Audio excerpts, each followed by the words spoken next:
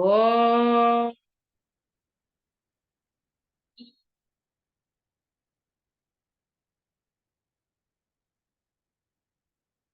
Om.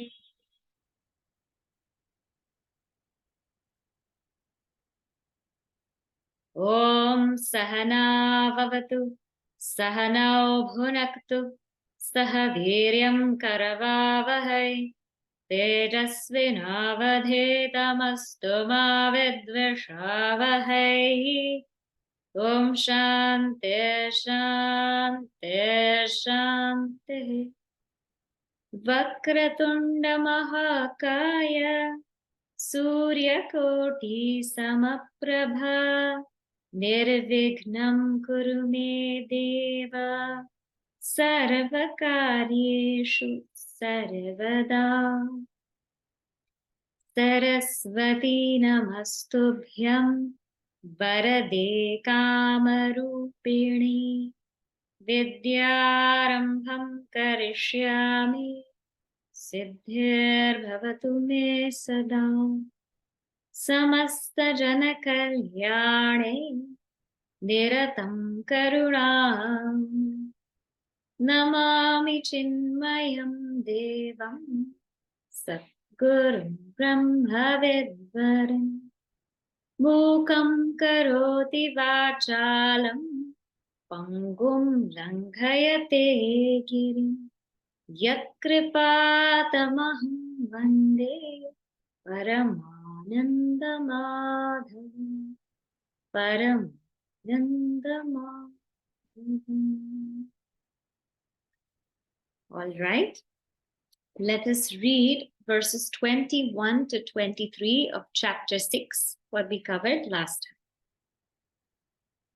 Sukham matyantikam yattada uttigrahyam atindriyam veti yatra na chaivayam stitaschalati tattvataha yam labdva cha param labham manyate nadhikam tataha yasmin sthito na dukkhena gurunapi vichalyate tam vidya dukkha samyoga yogam yoga sanyitam sanishchayena yoktavyaha yogo nirvinna chetasa. So what we have seen here in verses 21 to 23 is that description of nirvikalpa samadhi, that bliss of nirvikalpa samadhi. Sukham atyantikam yattat. Actually, the description starts from, the description of nirvikalpa samadhi starts from verse 20. Yatra uparamate chittam niruddham yoga sevaya. When that mind is in the state of absorption, niruddham chittam, and by practice. And when the mind sees the self, again, dissolves in the self, and the mind only finds that peace in the self. One doesn't seek for peace anywhere else, but one finds that peace in the self, that happiness in the self. And when, in verse 21, Sukham atyantikam yattat, when there is this great, great bliss that is even beyond the ken of the senses, but buddhi grahyam, it is entered into with knowledge. So it's this bliss beyond the senses, bliss beyond anything we could have experienced before. And upon reaching that state, yatra veti ayam na chalati. This stitaha, this person who is so steady, na tattvataha chalati, never moves from that reality. Means is ever so rooted in that reality that they never think otherwise. They never have such erroneous notions or confusions or doubts. And in verse 22, it is this state wherein it is the highest gain. It is the highest gain. There's no greater gain than this. Really, the greatest gain is that being rooted in self-knowledge. That is the greatest gain. So being rooted in self-knowledge or abiding in self-knowledge, that is the greatest gain. And one who goes through Nirvikalpa Samadhi truly abides or is able to abide in knowledge. And in this state, what happens? Dukkhena gurunapi vichalyate. That highest sorrow, right? That highest sorrow or heaviest sorrow, na vichalyate, cannot even affect them. So whether it is death of somebody, loss of a loved one, or disease, pain, suffering, all of these kinds of things, they seem to affect us so much. We break down, we might have panic attacks, we might just get depressed, we might not know what to do, but they are just amazing in that it doesn't even affect them, not even a wee bit, because their mind is so rooted in the self. How do we understand this? Just think, if you or I, if we are so absorbed in something, we forget our own hunger, our thirst, our pain, our disturbance, we forget all of it. Let us say we're watching a game, a really exciting match, a cricket match, a football match, basketball match, whatever it is, watching a really exciting match or watching an amazing classical music concert. We lose the sense of hunger, of thirst, of pain, of all of that. We lose all of those senses because the mind is so completely absorbed in that game or in that concert. But when we're absorbed in that game or in that concert, it's just for maybe 1.5 hours or 2 hours. And then after that, back to normal. Right away, we feel that hunger and that thirst and that disturbance and that pain, right? But for them, when they get absorbed in the self, in that state of Nirvikalpa Samadhi, they get so absorbed in the self, so rooted, that when they come out, it is Sahaja Samadhi. It is a natural state of Samadhi. So they are ever absorbed in the self. Whether their eyes are closed, whether their eyes are open, they are ever absorbed in the self. That is why there's no greater gain than being rooted in this knowledge. Because one experiences great, great bliss, either sitting quietly or not sitting quietly. Whether the body is ill or healthy, whether everything outside is in order or in disorder. That being, that sthita prajna, experiences great, great bliss. So after seeing these descriptions, then what Bhagavan Krishna begins to say is, this is what I mean by yoga. In this chapter, this is what I mean by yoga. And in verse 23, he defines it for us. He says, Tam vidyat, know that to be yoga. Yoga sannitam, know that to be yoga. What is yoga? Dukkha samyoga viyoga. That separation or disconnection from the connection with sorrow is called yoga. So that this union of the union with sorrow is called yoga. And the one who practices this, sanishchayena yoktavya, this should definitely be practiced for sure by a nirvinna chetasa, by a mind that is, not despairing, by a mind that is so determined, by a mind that doesn't give up. So whenever we disidentify with the union with sorrow, so when we pull ourselves apart from the identification with the body, from the identification with the mind, from the identification with the intellect or ego, when we pull ourselves apart, that viyoga, from all of these identifications, that is called yoga. That is the process of meditation. So meditation is disidentifying with our connections with the body, mind, intellect, ego, individuality, the world. It's disidentifying with all of these connections. It's like your phone going on airplane mode. How peaceful is that? Right? Yoga. You're disconnecting with all the connections with all kinds of things. Right? So like that is meditation. Now, Bhagavan Krishna feels that we are quite enthusiastic about this. We also want to be in a place where we become so rooted in this knowledge. So how do we get there? So this is where we are today. How do we get there? This starts from verse number 24. Okay, so let us read verse 24. Sankalpa prabhavan kama. Sankalpa prabhavan kama.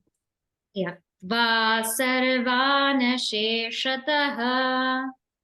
Tyaktva sarvana sheshataha. Manasaivedriya gramam. Manasaivedriya gramam. Niyamya samantataha. Viniyamya samantataha. Sankalpa prabhavan kaman. Tyaktva sarvana sheshataha. Manasaivedriya gramam. Viniyamya samantataha. So here he says, tyaktva, this is the verb, tyaktva, having dropped, having abandoned what? Sarvan, all, sankalpa prabhavan kaman. So all desires, kaman, prabhavan, born out of sankalpa.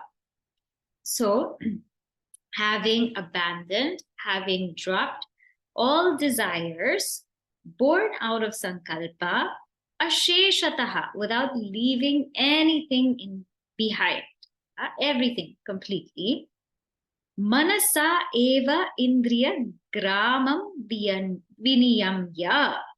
By the mind, manasa indriya gramam viniyamya, means that whole group of senses, indriya gramam, viniyamya, completely restraining them, samantataha, from all sides. So eva there means even restraining them from all sides.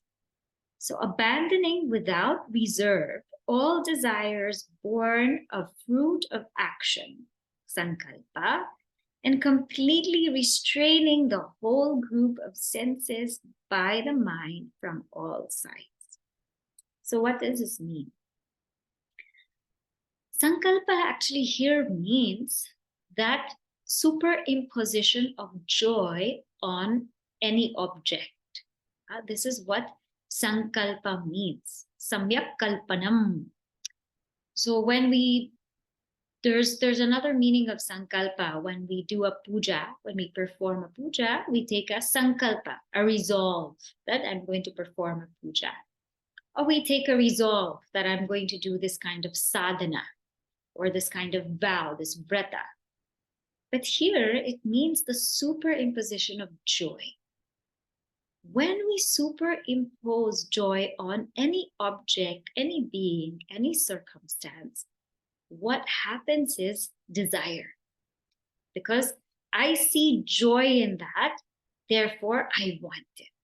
I want it because it's going to fulfill me. So those desires born out of the superimposition of joy, that is to be dropped, and all of it, huh? Not just one desire drop, but all of it. Why? Because we are trying to attain that supreme state of samadhi. So remember, we are in this chapter of Dhyana Yoga, chapter 6. Context is that nirvikalpa samadhi. Who is able to attain that? The one who's able to drop all desires. But remember, always, it's not a forceful drop of desires. It is a drop out of maturity. It is that now now I've grown out of it. It's not the forceful giving up. It's the naturally growing out of. And we understand this by knowing that all of these things are actually appearances in the self. Gurudev gives a very beautiful example in Meditation in Life. Those who are in the Devi group, the next chapter we're going to read is the nature of desire. In that, Gurudev says, just think about desire for a moment. Just think about it. So a person has a desire for a child, has a desire for a child. That's a very noble desire, okay? So that's not to say that that's incorrect. We shouldn't have that desire, but he's trying to trace what happens with this desire. The person has a desire for a child, so then you backtrack and say, okay, now because we want a child, we want to get someone to marry, right? We want to meet someone. And when we meet someone, of course, then there's the wedding, there's the whole event, there's the whole thing, then there's the birth of the child. And then in the last cry of the mother, in the first cry of the child, what happens is that father, let us say it's that father who wanted the child, that father feels that peace. Now I have my child. After when? After having the desire, then going back and finding somebody, getting married, going through the wedding, going through all of these things. And that father feels a great sense of peace. I have a child. How long does that last for? 2 minutes. Because the next moment, the father is running here and there, getting all the baby supplies, baby things, because now the baby has to come home. And when you go home, there's the baby proofing of the whole house and making sure the crib is ready and making sure, the mother is safe and she's healthy and she's okay. And before you know it, it's running here and there, and back to normal, back to our normal state of life. Huh? So what happened? That desire was fulfilled and we got 2 minutes of peace. And then again, the running around. And then we're saying, okay, now I desire to raise my child so that they can grow up and they can make their way to school. The first day the child goes to school is very difficult because the child does not want to go to school. It's crying, it's crying, it's crying. The child's crying. And finally, the child is able to go to school and we find 2 minutes of peace. And then everything again is back to normal. Now, where did that 2 minutes of peace come from? Where did it come from? It came not from the child, because if it came from the child, then you would always be in this peace.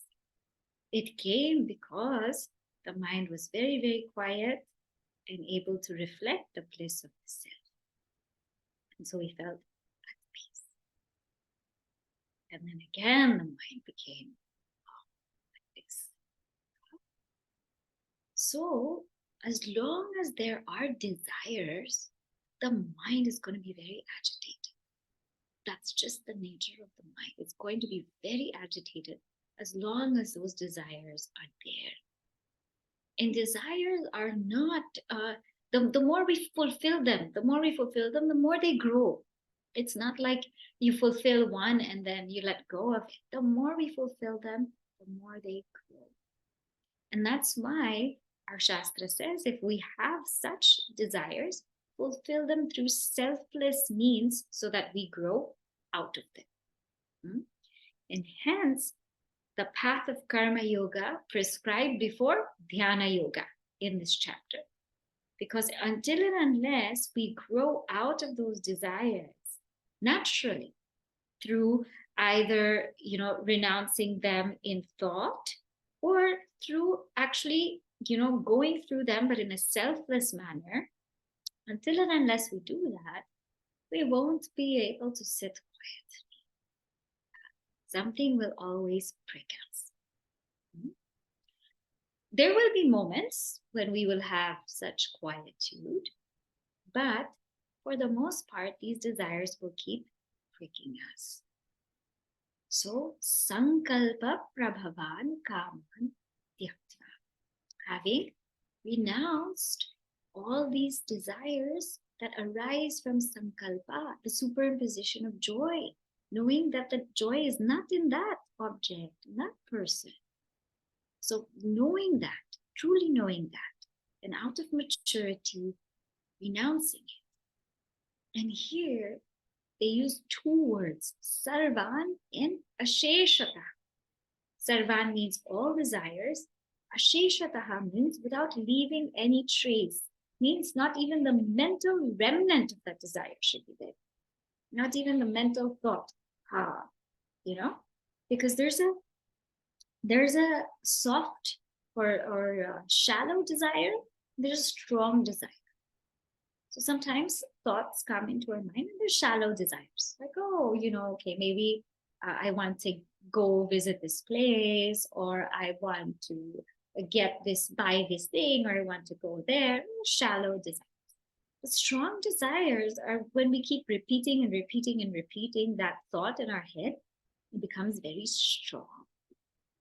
So to prevent the shallow desires from becoming strong desires, even the remnant of desire should be renounced. Even the remnant of desire should be renounced. And this is where Bhakti Yoga is incredibly helpful.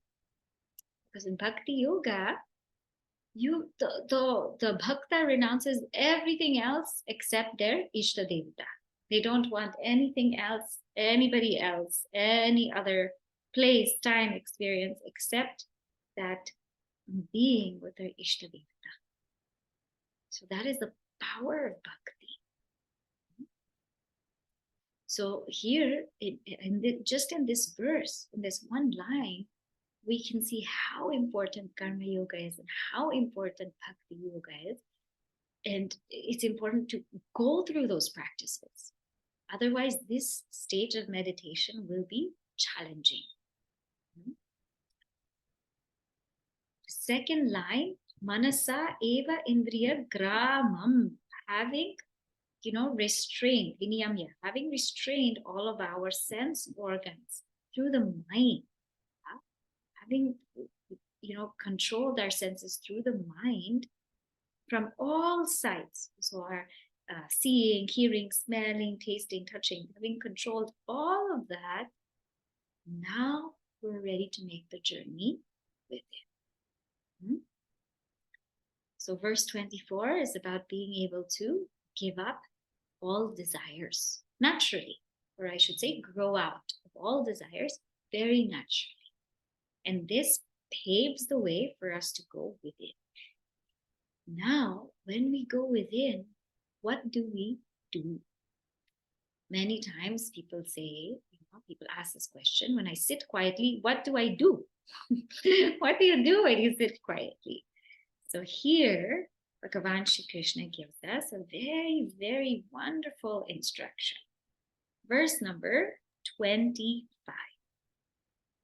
Shanai Shanai Ruparamed. Shanai Shanai Ruparamed.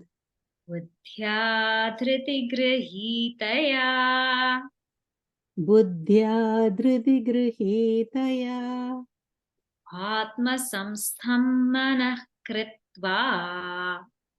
Atma Samstham Manah Kritva. kinchidapi chintayet न किञ्चिदपि चिन्तयेत् shanai shanairuparamid buddhya dhriti grihitaya atma samstham manah kritva na kinchidapi chintayet.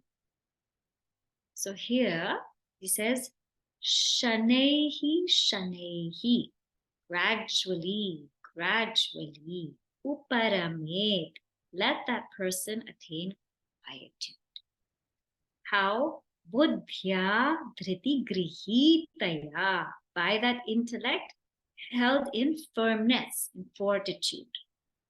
Then atma samstham manah kritva, having made manaha, the mind, atma samstham, established in the self, na kinchit api chintayet, don't let that person think of anything at all. So little by little, let him attain quietude by the intellect, held in firmness. Having made the mind established in the self, let him not think of anything. So the first instruction, instruction number 1, what to do when I sit quietly. Shanehi uparame, means slow down. Slow down.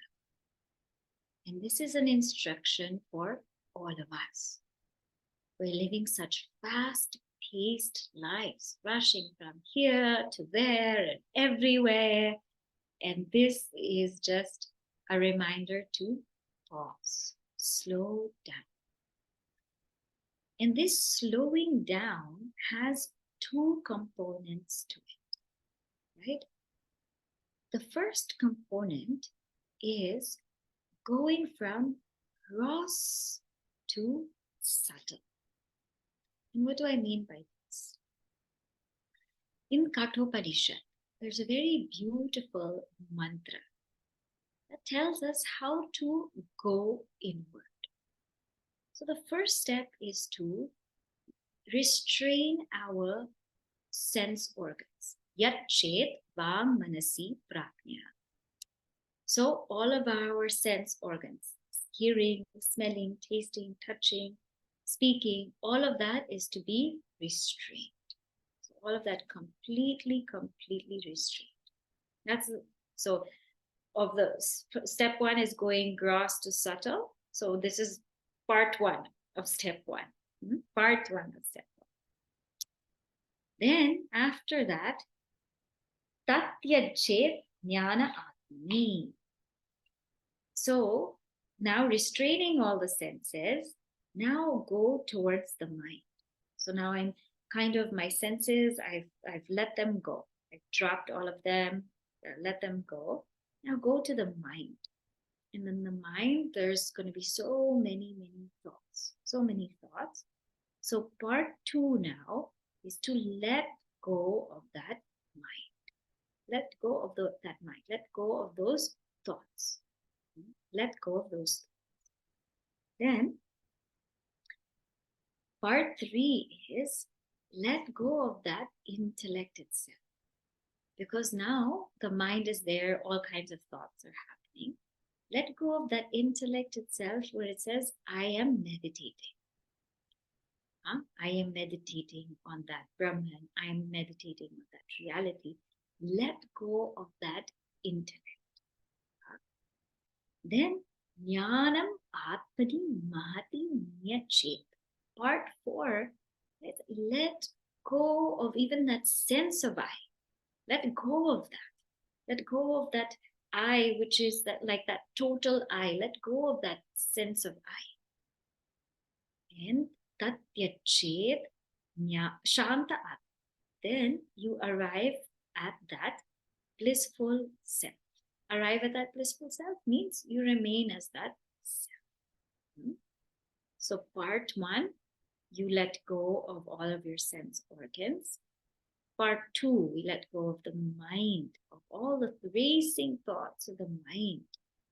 Part 3, let go of the intellect. I am meditating. Part 4, let go of even that sense of I. That sense of I, that little sense of I, whatever is there, whatever is left, let it go.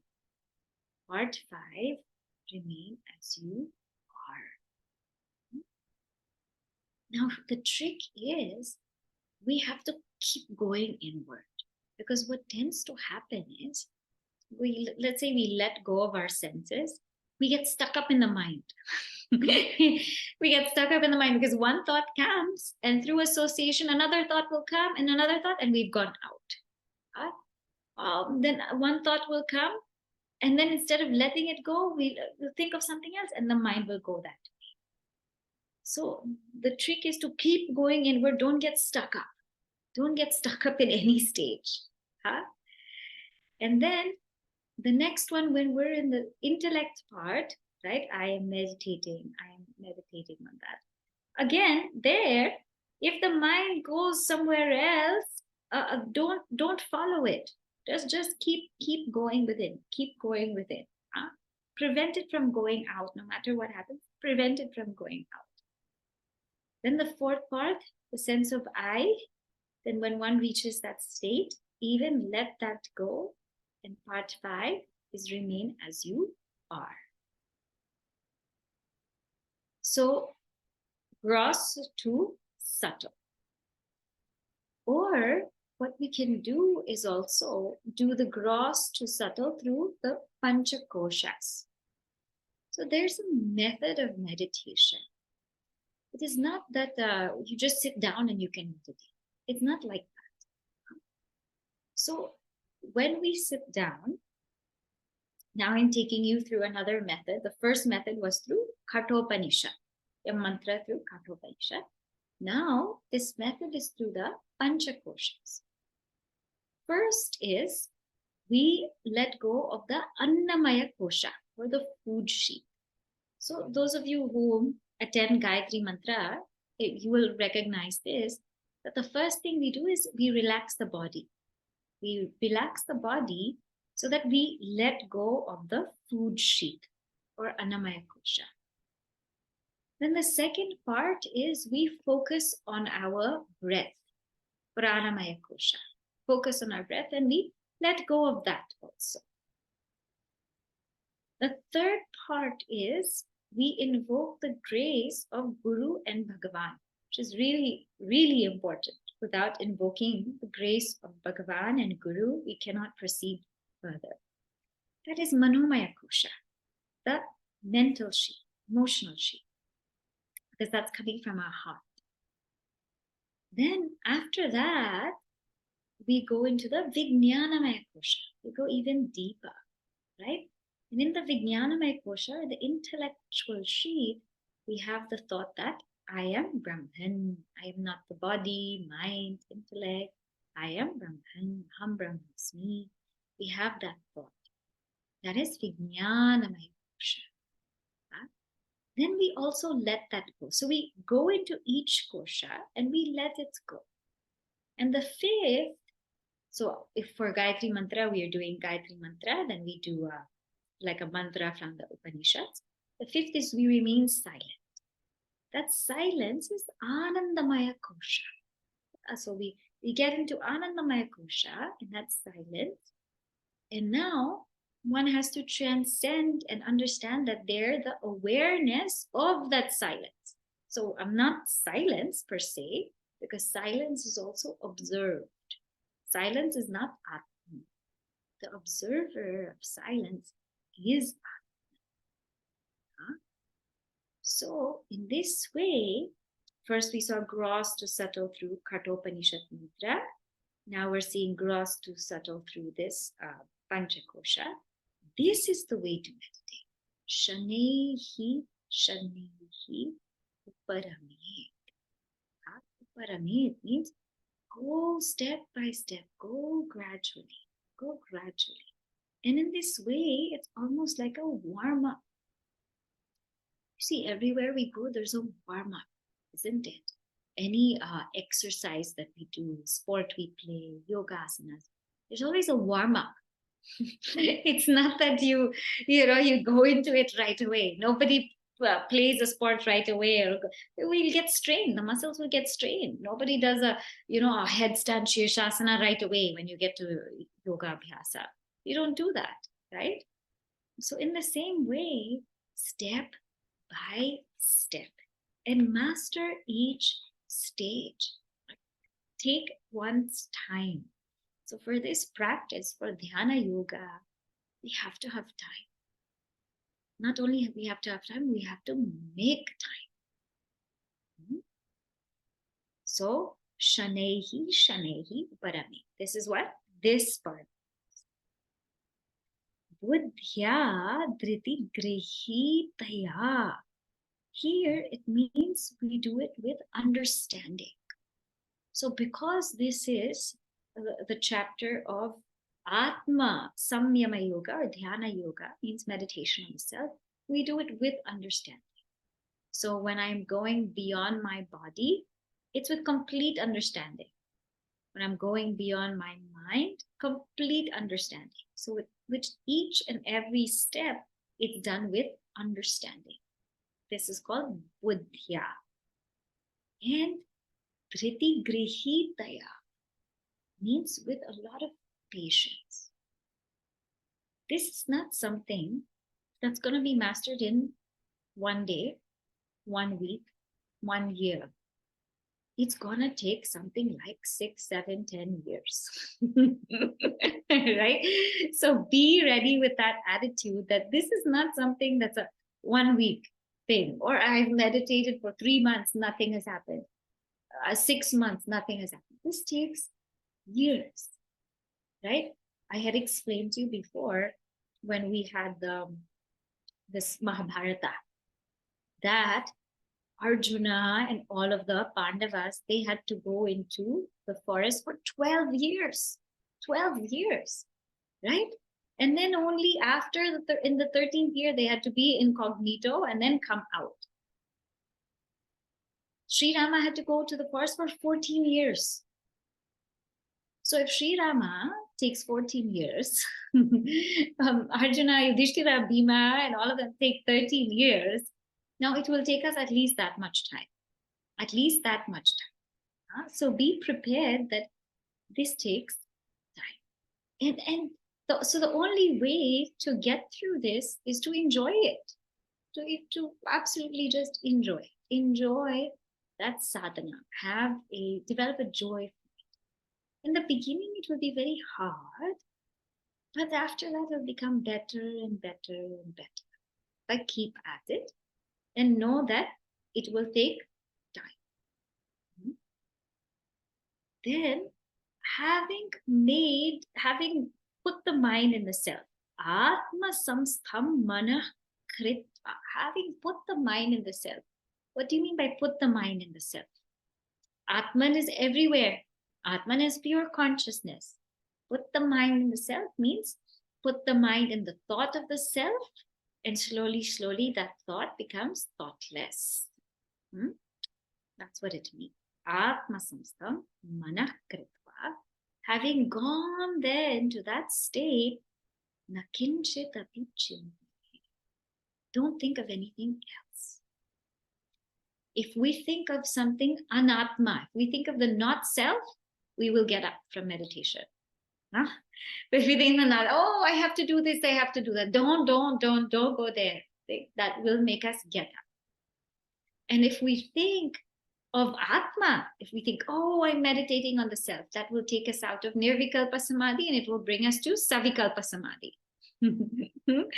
So we can't think of Atma and we can't think of Anatma in this state. Just remain as you are.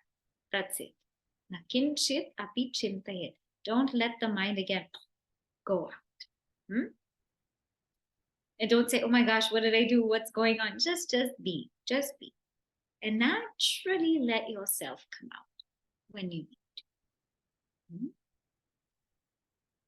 Now, what else does Bhagavan Krishna say about this state? What if? Question comes then from the student. I'm trying. Not only I'm trying, I have tried. I have tried. But the mind keeps wondering, what do I do? What do I do? So here now, verse 26, let us see what Bhagavan Krishna says. Yato yato nischarati. Yato yato nischarati. Manashchanchalamasthiram. Manaschanchalamasstiram. Tatastato niyamyaitat. Tatastato niyamyetad. Atmanyeva vasham nayet. Atmanyeva vasham nayet. Yato yato nischarati. Manashchanchalamasthiram. Tatastato niyamyaitat. Atmanyeva vasham naye. So here it says, yataha yataha, for whatever reason, whatever cause, nischarati, wanders away, it wanders away. What wanders away? Manaha, the mind. It is chanchalam, it is restless. Astiram, it is unsteady. Tataha, tataha, from that, niyamya, having restrained etat, that mind, atmani, in the self, atmani eva, in the self alone, vasham naye, bring that under control. From whatever cause the restless and unsteady mind wanders away, from that, let him restrain it and bring it back to be under the control of the self alone. Okay. So let us see this verse. Now the mind is described in two words. Manaha is chanchalam and astiram. Now this word chanchala is very interesting, right? One meaning is that the mind is fickle. It is fickle. It is restless. So here there is a vikshepa hetu, means it's a distracted mind. But we must remember that chanchala is also the name of Sri Lakshmi. Huh? That's also the name of Sri Lakshmi. Now, why is the name of Sri Lakshmi chanchala? Because chanchala, that word, has a sense of movement, of fluidity, of flow. And so Lakshmi Devi, she symbolizes prosperity and wealth, one of the things that she symbolizes.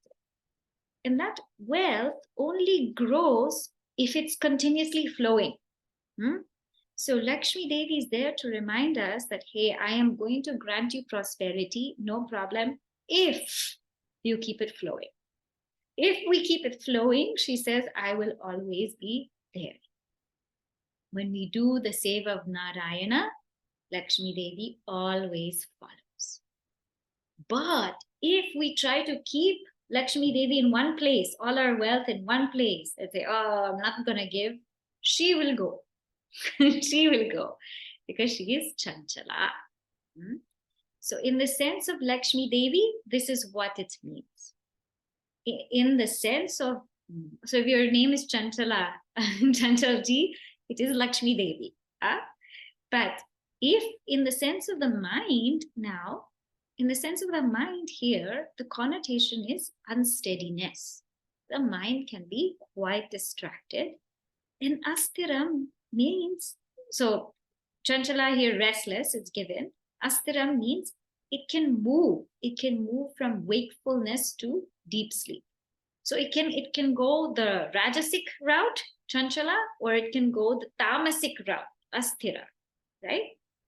So wherever it goes, whatever happens, bring it back. Keep restraining it and bring it back to the self. Now here, I'm going to go into a few verses from Mandukya Upanishad, because it has this very, very beautiful section on what to do with the mind. So we'll take up some of these verses, maybe two of them, one of them or two of them, and we'll see how to handle that mind that really wanders. Okay. So this now is from 3.43. I'll just read the verse and I'll explain it. Dukkham sarvamanusmritya kama bhoga nivartayet ajam sarvamanusmritya jatam naiva tu pashyati. What it says is, let us say we are sitting quietly and something is pulling the mind out. What do I think? So he says, Dukkham sarvamanusmritya. Think that this is sorrow. Think that this is sorrow in the sense that this is something limited. This is something limited. This object, this experience, this person, this thing which I'm so fascinated about, it is limited. It has its limitations. It might give me joy for some time, but it's going to go. And within it is going to be the seed of another desire, another desire, another desire. And it may even make me so dependent on it. And really, after getting it, will I really be happy? Or will I want something even more again? Huh? So in this way, whatever is pulling our mind out, dukkham sarvam anusmritya, is this really going to give me what I truly desire? And if I have that strong sense of vichara, inquiry, then kama bhogat nivartayat, then I'm going to be able to let it go. So you know what? Yeah, not worth it. This is not worth, this thing is not worth coming in between me and my meditation, my peace. This is not worth it. This is something that's going to cause so much havoc. It is not going to give me what I want. Then he takes it a step deeper. He says, you can even take it one step deeper. Ajam sarvam anusmritya jatam neva tu pashyati. He says, think now with your understanding that everything is Brahman. Ajam sarvam anusmritya. Everything is that reality. Everything is Brahman. So what is it that I am wanting? Every single thing in this world is the self. The world is experienced through thought, right? This entire world is experienced through our thought. Only when we think of something, only when we think of this or think of that, we have an experience of the world. And thought is only possible because of consciousness or awareness. When I think of the world, it is there. When I don't think of the world, it is not there. So my experience of the world is based on thought. And this thought is illumined by consciousness, illumined by awareness. So when I contemplate on this deeply, when I think of this deeply, this world is nothing but consciousness. So if this world is nothing but consciousness, this is all Brahman only. Ajam sarvam anusmritya. So there is nothing other than me. There's nothing other than me because everything is that pure consciousness. There's nothing other than me. So why should I want? Where's the question of the desirer? Where's the question of the desired object? Where's the question of the desiring? And in this way, then one is able to just abide self. So for one who thinks that there's still duality, then the procedure for that person is vairagya, the first one. Just understand that there's limitations in this object, in experience, in this person. There are limitations in this, so let it go, vairagya. For the one who clearly sees non-duality, then the method is jnana abhyasa. Understand that everything is this pure self. So what is there to want? And these two terms, vairagya and abhyasa, will come again. later in the chapter. And this word chanchala will come again later in the chapter, and there we will see it in a different light. So through these methods, we can bring the mind back to the self. Then it further says here, he gives 4 problems, 4 obstacles that the mind has. So this is now 3.44. Laye sambhodaye chittam vikshittam shamaye punaha sakkashayam vijaniyat samapraptam na chalaye. So he says here, first we will see 3. We'll see 3. The first obstacle sometimes that we have is sleep, laya, right? Second is vikshipta, that, as I said, distraction, mind is going out. Third is kashaya, vasanas. So for each of that, he tells us how to bring it back. If we feel very sleepy when we're meditating, very easy, wake up, sambodhaya, wake ourselves up. One trick that we can do is breathe very deeply and hold the breath. Just hold the breath for a long time, as long as we can. And do that a couple of times, then we should be able to sit quietly. Or one can do kapalabhati or some pranayama exercises and then sit quietly. But we should not sleep in meditation. If we find ourselves sleeping, go to the bed and sleep. Because we don't want to cultivate that habit that every time I sit, I'll sleep. Then our meditation goes for a toss. Huh? Every time we sit, it should be going within. If we feel sleepy, pranayama, we can wake ourselves up with pranayama, or get up and do a few stretches. Get up and do a few stretches. Get up and walk around 1 round, 2 rounds, have a glass of water, wash the face, wake up. Sambodhayat, whatever we can do to wake up, wake up.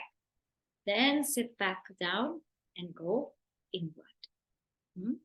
One is sleep. And sleep happens because either we didn't get enough sleep the night before, or over fatigue, over exhaustion, we were too active, or it happens because indigestion, or we ate too much. So those verses we saw before on how to live a moderate lifestyle, they're very, very key so that we can actually sit and go with it. Vikshiptam shamaye punaha. So the second problem is the mind is distracted. It's distracted. It just goes here and there. If it goes here and there, remember those 2 things I talked about. Seeing sorrow in it and seeing that as Brahman, right? That abhyasa and vairagya. These are the 2 methods that will work to bring the mind back. That it's not worth going. It's not worth going. Another method that also works is just witnessing that thought. So instead of riding with the thought, just witness it. Because thoughts gain power through the attention we give. For example, a hunger thought has come to my mind. Okay, a hunger thought has come to my mind when I'm not supposed to eat.